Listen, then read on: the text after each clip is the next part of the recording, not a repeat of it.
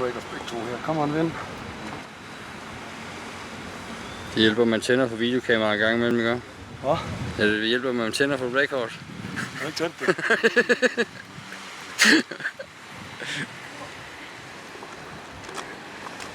Men rock'n'roll. Der er ikke noget sivende længere hen, mand. Vi ser, om vi kan fange den dernede. Jeg stikker hans betingelser, hvis jeg skal på. Ja, men jeg Bare under. vil lige se, hvor langt han er nede om lidt. Nej. Han tænker vist sådan på det nu. Ja, he went under the weed in the corner or something down there. Did you take any line off him? Yeah, a bit backward. Stop. Waiting to land, be careful what you wish for.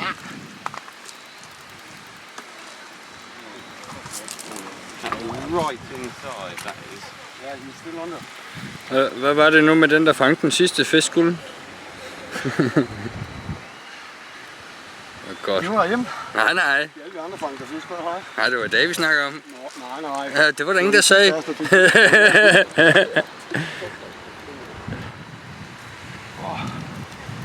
er sejlig ud, den her, mand. Peace out.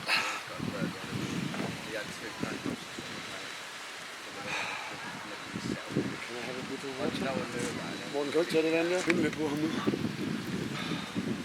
Jeg er træt. Ligesom dig.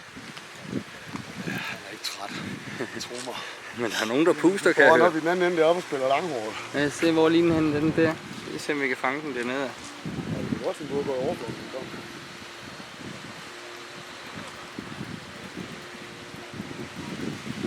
Ikke 16 meter. Ja, et bælte på. Eller spurgt efter bælte. Så det skal du da ikke på, det er en kylling, mand. Så det er ordentligt, så kører vi ud. Okay.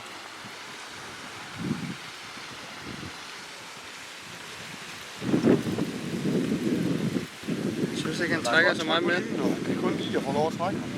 Ja, men han trækker ikke så meget igen tilbage nu. Vi ser, når han kommer henad. Hvad siger til det? Ja, derovre, ja. Det kom. Ja.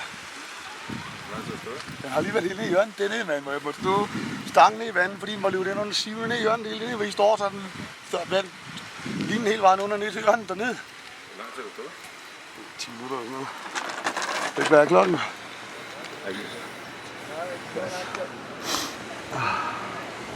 Den er rimelig med at gøre lige nu. Du kan lige gøre kameraet klar. Ja? Det er klar, nu kommer. Okay. I didn't. Maybe I did not focus. Vil du have billeder, når du står og hiver, hva'? Bare sgu løs. Det er et digitalt kamera. Det koster ikke noget at fremkalde billederne. Nej. Så tager vi den først, og så går vi i gang. Det koster heller ikke noget at slette dem. Det var fedt. Det koster heller ikke noget at slette dem. Ved du, hvad du skal tænke på? Inden du tager et billede, ikke? Så hold lige halvt ned. Så kommer der lige sådan en, laver den lige sådan nogle firkanter, du ved. Prøv at holde halvt ned. Bare hold den halvt ned. Bare lige halvt ned. Nu er der firkanter. Det er nok noget, de andre gør. Ja, vi ses. Ja, for sådan over kameraet, der stiller skarpt. De der små firkanter kommer. Hvad? Så kommer vi på 4 stykker. Ja. Det er de punkter, de stiller skarpt på. Jeg fyrer jo bare, jeg er jo ikke... Nej, men på den måde, så bliver billederne meget skarpere. Det er ikke bare lidt, det er meget skarpere. Jeg var bare til projektion, jeg skal bare komme på den. Så fik jeg ikke ret, så blev det hjørnet i overstedet for. Hvor langt er han over? Han er ikke over, han skal begynde at genere ham derude over, vel? Det ved jeg ikke. Det tror jeg ikke. Men det var lige 10 minutter, så var du lige tage forfra igen. Ja. Men Det bliver dig klukket til. Du går op, der er klukket. Det er fandme hjælper dig så. Ja, vi kan godt til så lang tid. ja, det tager af til 1,5 time, 4 timer. Nej, hvis det er en lille, tager det en halv time. Hvem siger det er en lille? Hvis det er en stor. Det er meget rart at se dig svede lidt. Er den, hvad skal man sige, den stærkeste fisk, jeg har haft på. Altså som hvor Parman den er mere sådan, det er for den kan noget med, den gør sådan noget med hovedet, og Parman så slår den med hovedet. Og det trækker altså virkelig, når du står med den. Den her, den flytter, den går bare. Jeg har ikke ladet det kunne se før, den trækker bare går bare. Store hale, den ligner jo kraft, det med en hare eller sådan noget. Kom så, dreng. Så vender vi. Kom. Den her nu. Den her. er ikke meget til det.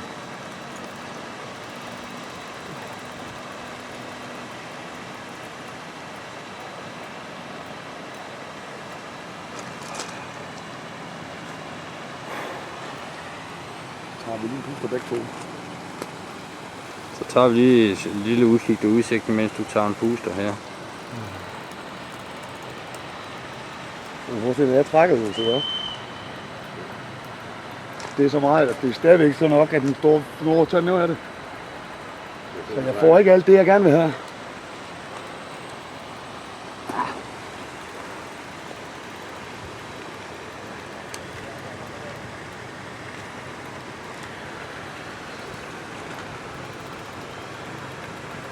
Så bliver der sgu da hørt, der nogen, der har tændt radiatoren eller noget.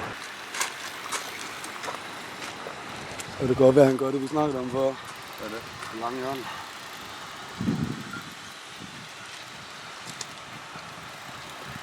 Du skal være færdig inden for 1,5 time. Hvis jeg altså ikke med batteri.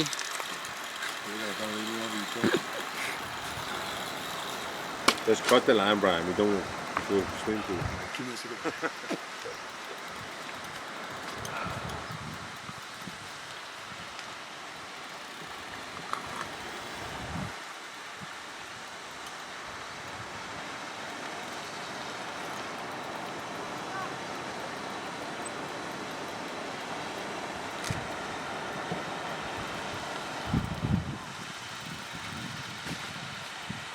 Var det på det bobleflod, der du tog den? Nej. Det var på... Oj! You know where I get this one? I threw everything I can on the other side of the bar. Over where the old margin was. Huh? Where the old margin. Yeah, probably around that. Maybe a bit shorter, but yeah, around that.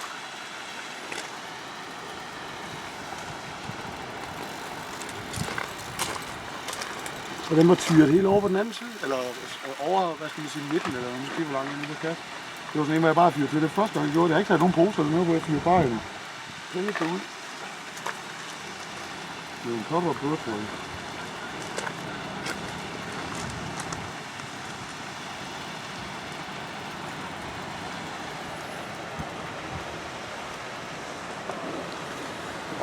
Det var godt. Det var en smør lige her. Så er der halsen der, ikke? Det er fint. Det var. Jeg ser højt nu, når der bliver lidt i dag. You said you wanted one? Yeah, no, I got it. I still have them. Yeah? Lord. Come on. Ja, så må jeg tage nogle pornobilleder med det kamera. But it's not smart to do. It just continues. Bare sniger ind til Søren kl. 3 i nat. Jeg ved, hvad det med. Jeg skal skifte værelse. Sniger bare ind til Søren kl. 3 i nat. Det er ikke pænt billeder, der kommer ud af natten der. Så er der porno. Der var en skidefuld. Der var en skidefuld. Hvad kommer Lars på? Der var en skidefuld, der kom en går der igen.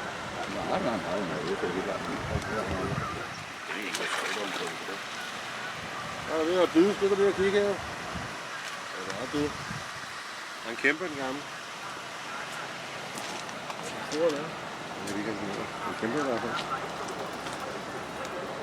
Det er i hvert fald noget andet end de der karper der. Det kommer i den flyder så bare. Are you boys a lot back in? Kom så igen. Du må gerne putte jeres stænger igen. Skal du til os? Det er fint, at vi ikke skal se dig for den der oppe. Hvor kan man rende den igen, eller? Ja. Nej. Nej, nu ser jeg ikke.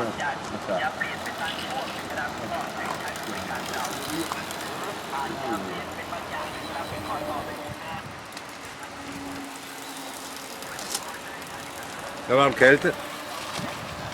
Hvad tror du det er? Macron. Macron. Macron catfish.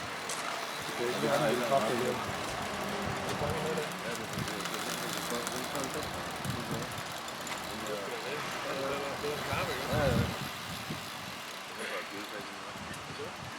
Ja, så alle har fået fisk i dag. Det er super fantastisk. Det er super nice. Karpe. Ja, klart. Og der var jo det, vi godt i kan fisk til det. Ja.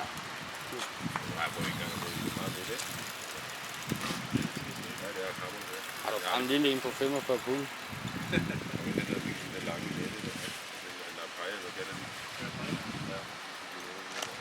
stadigvæk 10 gange mere end den største fisk, du nogensinde har fanget. Ja. Altså, så det skal man jo lige have med i baghovedet. Det er jo det jo. Og 100 gange mere slimet.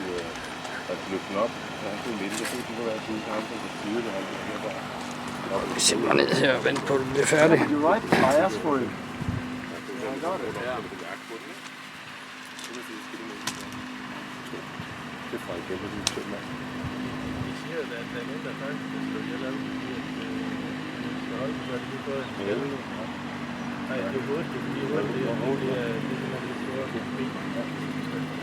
Det er nok bobblen kommer op.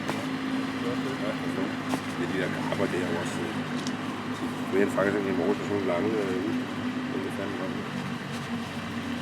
Det er ikke så stort. Det var den, det var lange ude.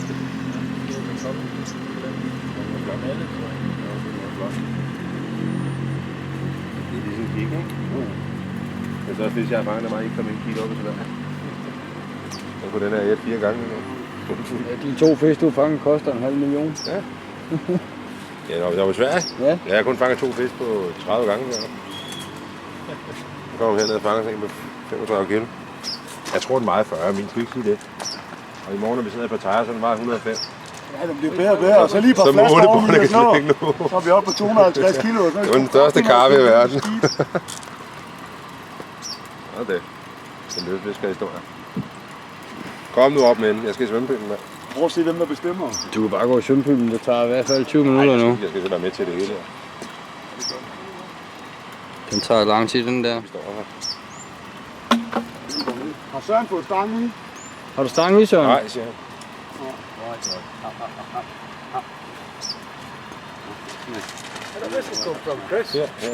Over the corner. Og der er one more. Carl over der. John's there. Who's that, John? John's got the bait. John's got your bite. Well, it's Joel's bait, isn't it? For 2 swim. Watch this.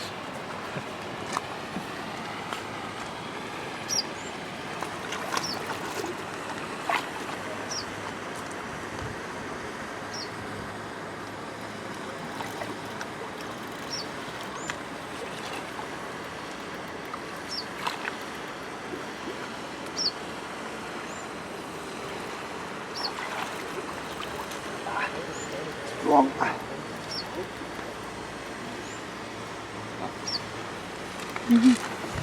Much more easy. We'll play over the right shoulder. When you pull back, I want it over here.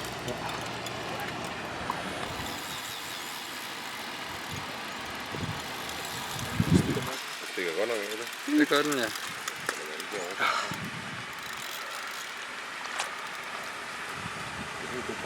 Yeah, keep that like that.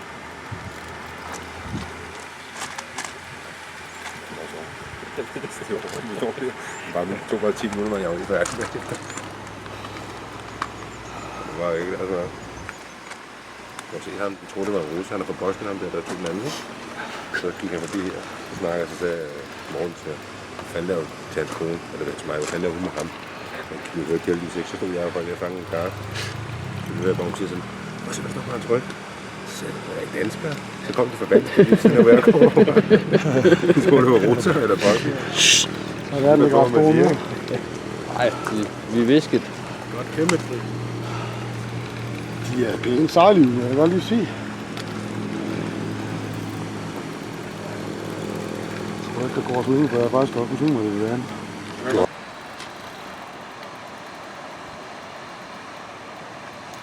altid spændende, hvad der kommer op, ikke? Jeg har ikke set det nu.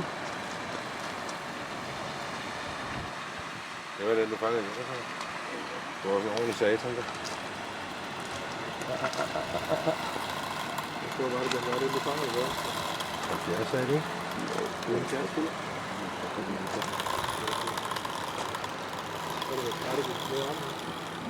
Det var faktisk ikke sådan, En hård bæ.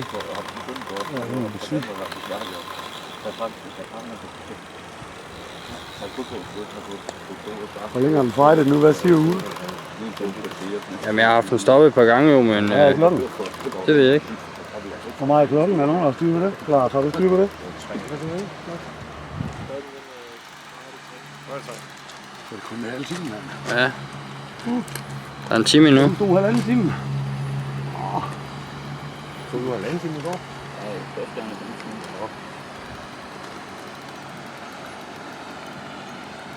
Jeg skulle tiden op. Du skal være sammen kl. 8 i aften. Er det roligt? Ej, jeg skal først i morgen tidlig. Ja, jeg må ikke stå til morgen tidlig. Nej. Jo, du har fisk på det inden, så er det bare til den er færdig. Du har fisk på 10 minutter i 8. Så er det ikke noget, man siger, at nu klokken 8, du klipper kraften med din nu. Så er det godt, at der bliver slagsmål. Du må ikke slås. Nej, det er det, men... Jeg snakker ikke om mig selv, men kunne du forestille mig sådan nogle halvfulde englænder eller noget? Så er det ikke her. Jeg var lige oppe og vidt med halen en gang. Hold det. Eller ikke med halen, men lige under vandet på det sted. Lyvestrømmen, det er... Der var en kæmpe hale.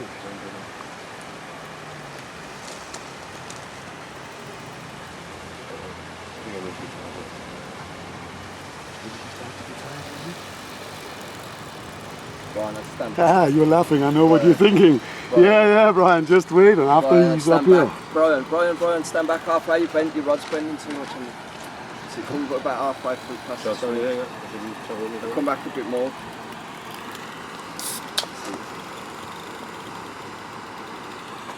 That's good if the rod is bending too much. Not while you're too close.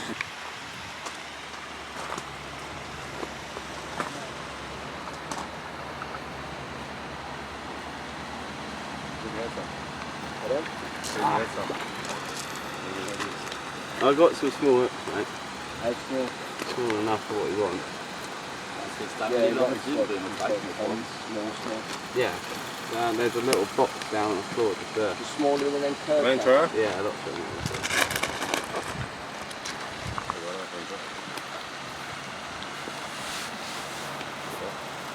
them.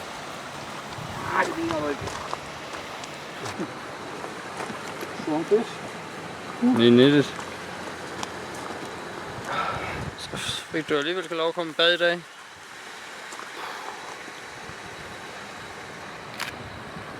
Det gav varmen. Så. Du var oppe en tro med, hvis den hopper af, så blev du smidt i. Nå, før var det jeg ikke måtte komme i, det kom af. Vi tager den. Nå, jeg skal bare ligge her, bror. Bare tænk lige. Ja, det er meget lige meget. Den er helt for den her. Det er sådan en gammel kondom, du har fanget også. Ej. Yeah.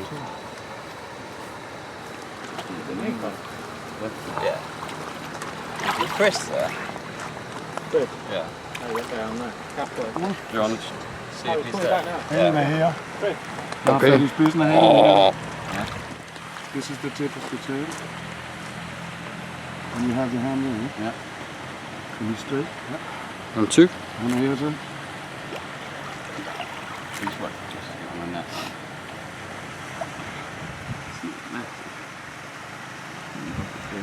Why he spotted all of them? Or? Different markings. Og det er jo derfor, det er så nemt at fange mig. Er det ikke om plet eller hvad? Tæller på. Ja, det er det. For der er kun 20 fisk, og du fanger også ind i røven i morges. Den der lille fange, jeg fik bide i røven. Orm, hvor det ikke skal være nogen. Det er næsten utidigt, mand. Det er bare sandt. Lige i ormen. Skulle du gå ned med holsander? Bring him back over this side. Big fish, ja? Yippee-ki-yay! You show a bit more exciting than that. Prøv at din gang, Morten. Have you just come the other side of me, bro? I'll come the other side here as well. Some supposed to do it. Put down for the hole there. It's fucking just dropped straight down, yeah.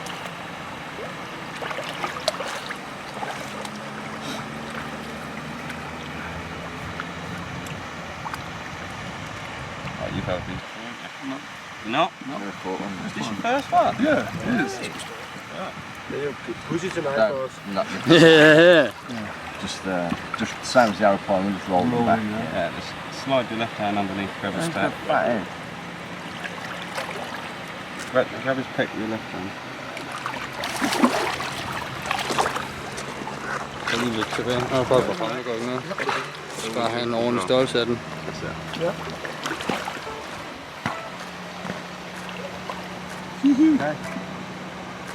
Pull your eyes over. Look down, don't they? Yeah. Got some decent photos? Yeah, mate. Super! Får de til at komme munden på det? Så kan det være så meget. Det er der jo. Break your fingers. Ja, you can.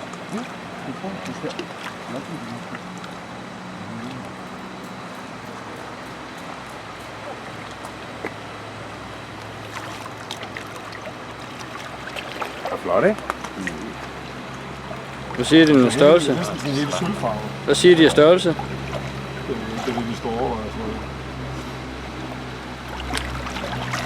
Det er fedt at se, at de gør så meget for fisken. Det kan gøre sådan noget.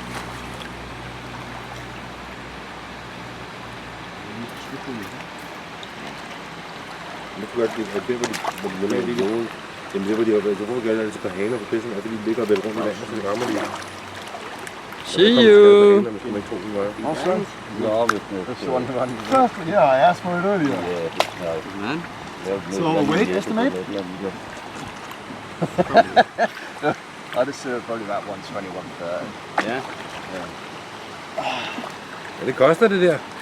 Pussy! Are you in?